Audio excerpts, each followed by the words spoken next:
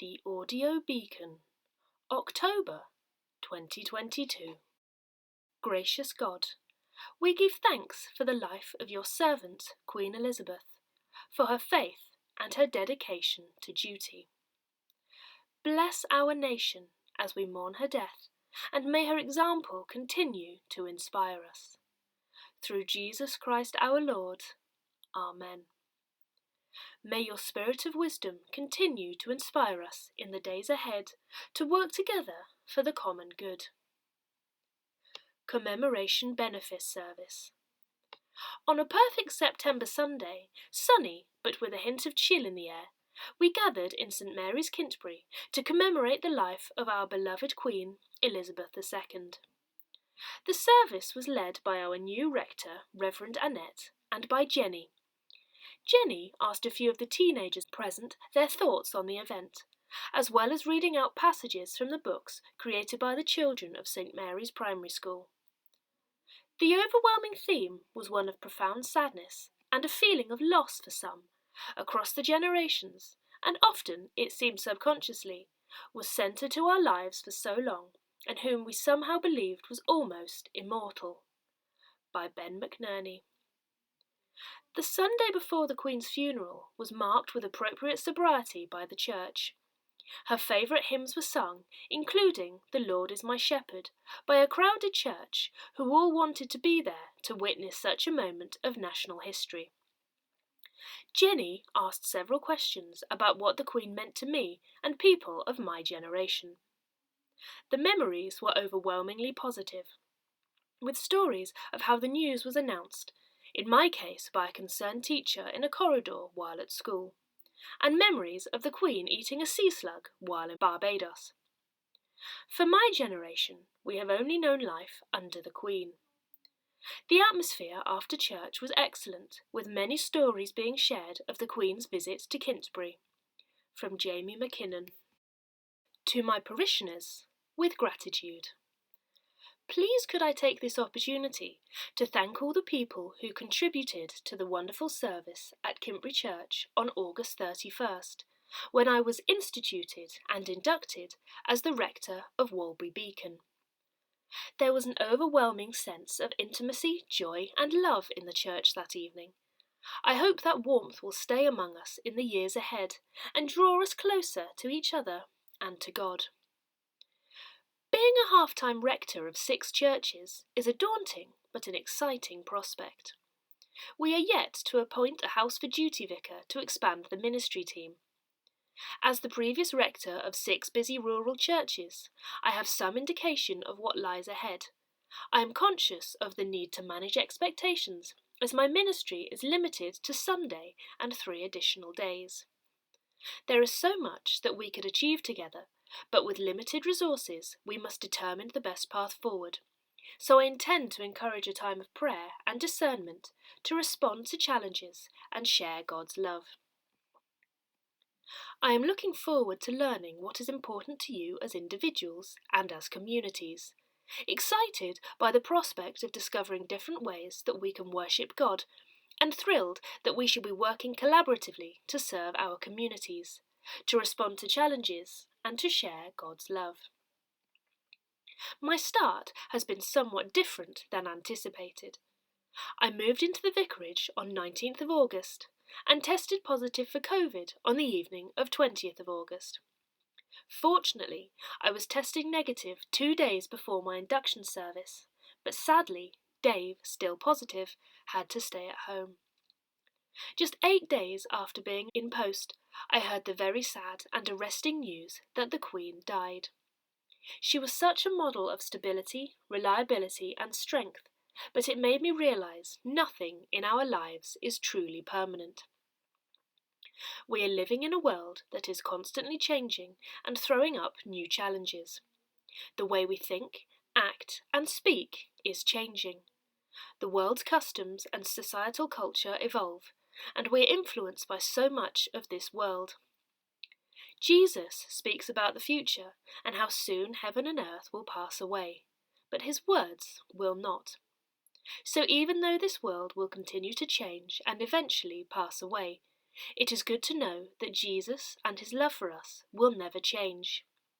Love and prayers, Reverend Annette.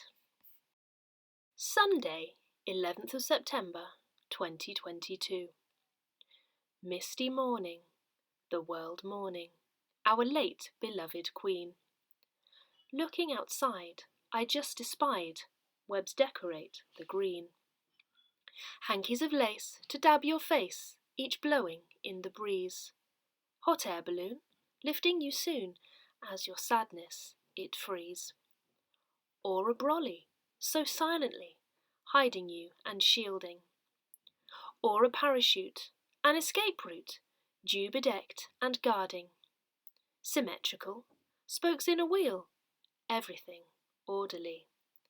Such devotion, plus much patience, peace, eventually. MJG. Enbourne. All Angels Vineyard and Harvest Evensong at St Michael's and All Angels, Enbourne. Did you know that as a result of climate change, the UK is now seen as prime wine producing territory?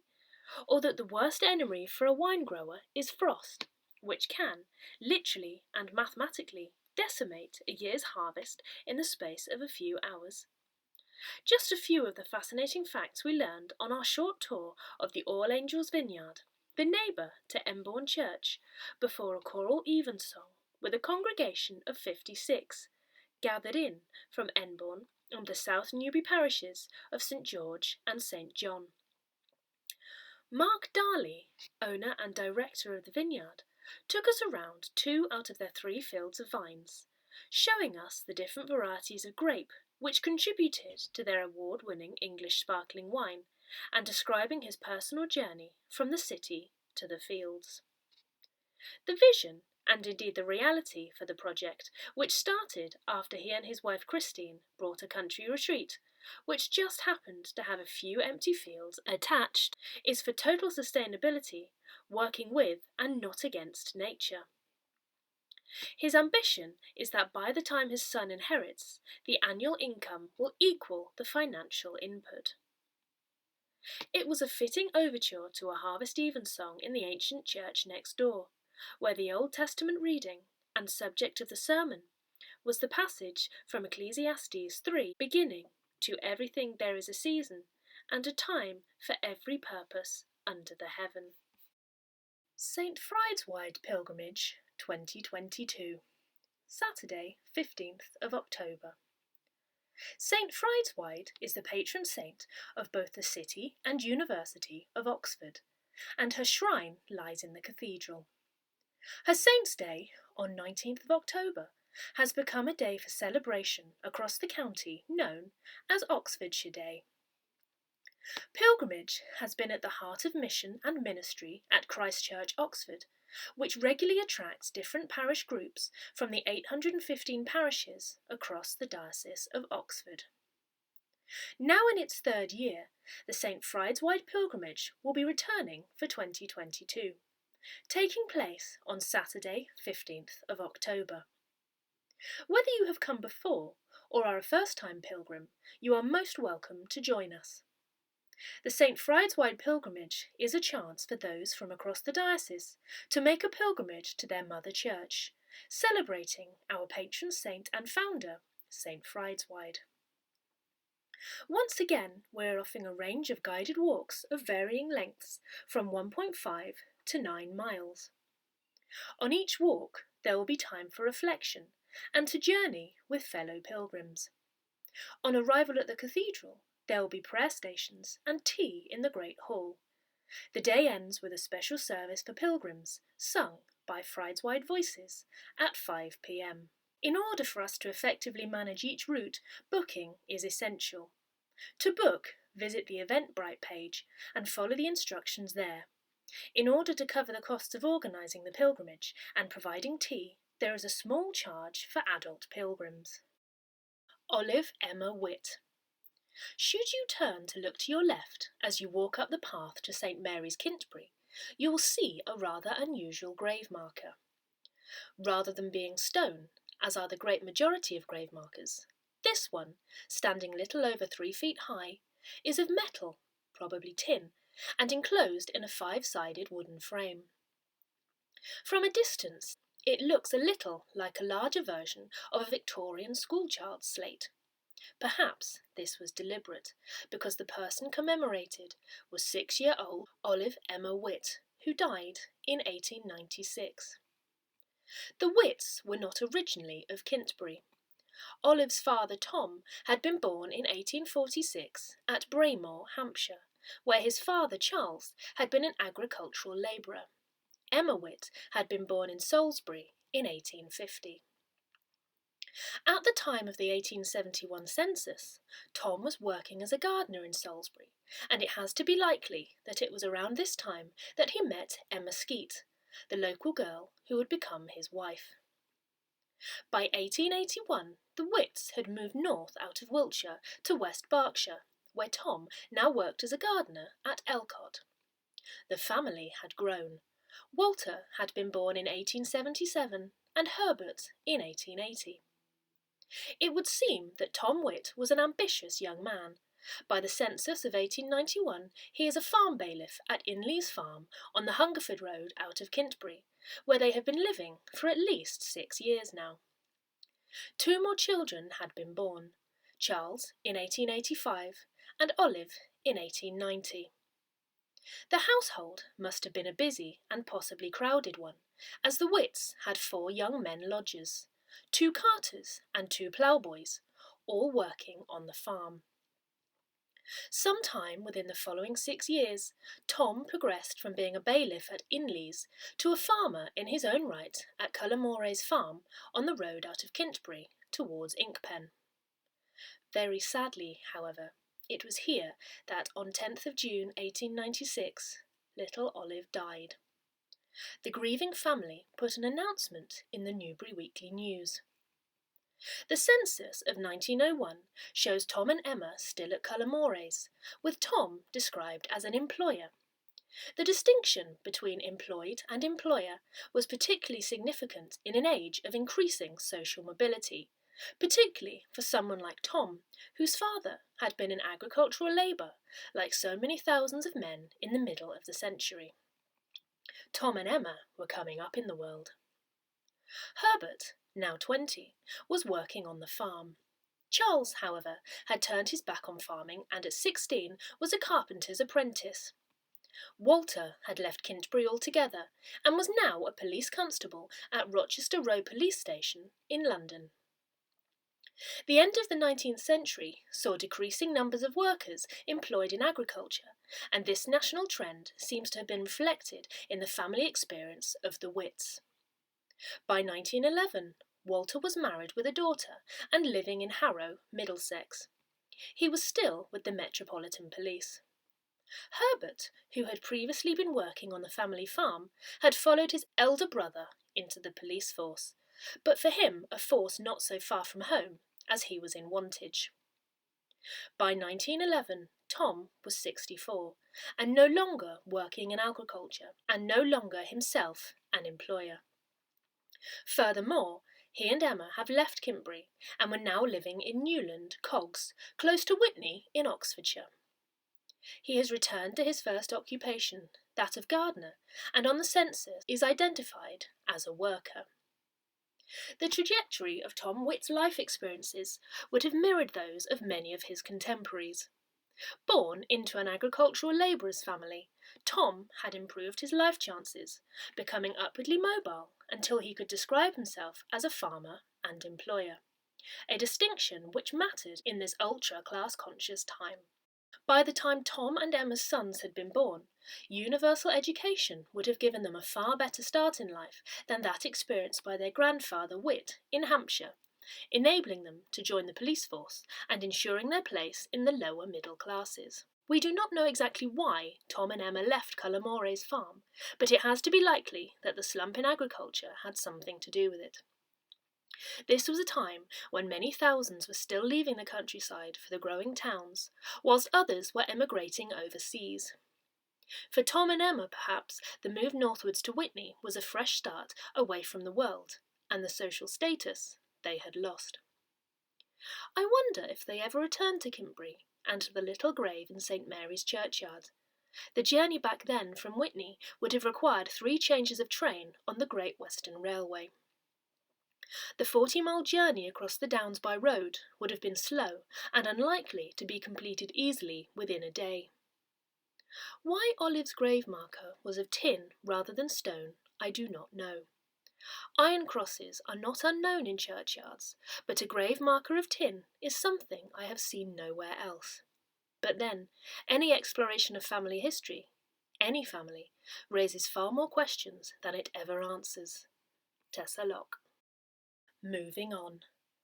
Our local Franciscan group often met at Elmore Abbey, and some of us were touched by the words on a gravestone in Speen churchyard. When going through some documents, I found the source of the words used. Many of us have lost loved ones in the last few years, and we are in commemoration mode, so I include the words here. You can shed tears that he or she has gone, or you can smile that he has lived. You can close your eyes and pray he'll come back, or you can open your eyes and see he has left. Your heart can be empty because you can't see him, or you can be full of that love you shared. You can turn your back on tomorrow and live yesterday, or you can be happy for tomorrow because of yesterday. You can remember him and only that he has gone, or you can cherish his memory and let it live on. You can cry and close your mind, be empty and turn your back, or you can do what he would want, smile, open your eyes, and love, and go on. David Harkins. Harvest Festival at Enbourne by John King. There have been many harvest festivals at Enbourne over the years, but this year's was unique. Firstly, the service was preceded by a guided tour of our local vineyard, which produces lovely sparkling white wine.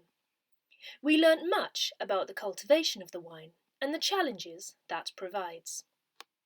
Secondly, the service itself involved both St John's, St George's and the Walbury Beacon Benefice. The church was beautifully decorated with flowers and vegetables.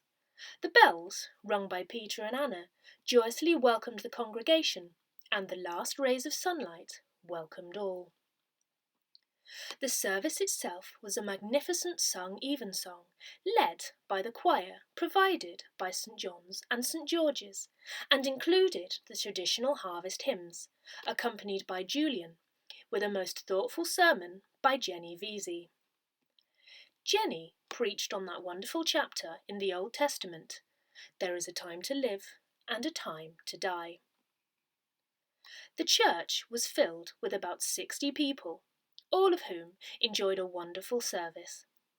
Jenny welcomed the congregation with the words that Roger Pope would have been thrilled to hear. He would have loved the service, and he would have been delighted to see Enbourne so well looked after. Garden party for our new rector.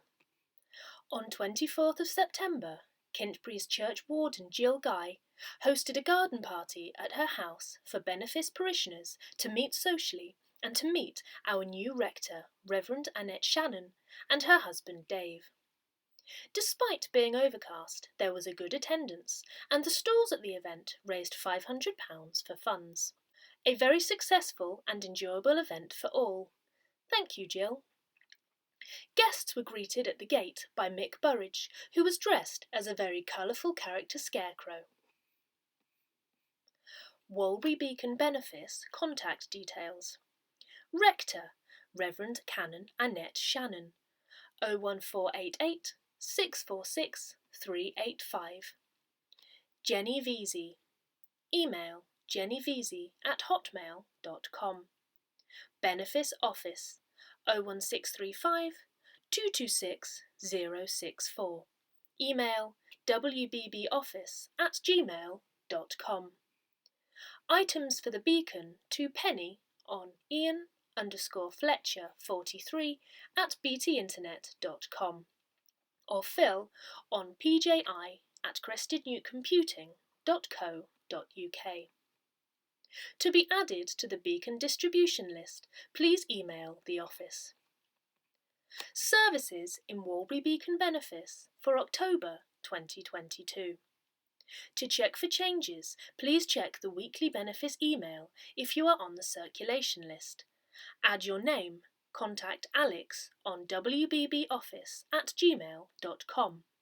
Look on the website https://www.walburybeaconbenefice.org.uk/ or a church near you https://www.achurchnearyou.com for up-to-date information, confirmation of service times and location. In order to protect more vulnerable parishioners, we would appreciate those attending services in all our churches to continue to practice hand sanitising, wearing of face masks, and respect for those who wish to maintain social distancing. Sunday, 2nd of October, Kintbury, Holy Communion, 8 a.m. Inkpen, Benefice service, Holy Communion, 9:45 a.m. Sunday, 9th of October, Kintbury, Harvest Festival, Non-Communion, 9:45 a.m. West Woody, Harvest Festival, 11:15 a.m. Inkpen, Holy Communion, 8:30 a.m. Sunday, 16th of October, Avington, Holy Communion, 8 a.m. Coombe, Harvest Festival Communion, 11:15 a.m. Inkpen, Harvest Festival, 9:45 a.m. Sunday, 23rd of October, Kintbury, Holy Communion, 9:45 a.m. Inkpen, Holy Communion, 8:30 a.m. Sunday, 30th of October, Kintbury, Holy Communion, 8 a.m. West Woody, Holy Communion, 11:15 a.m.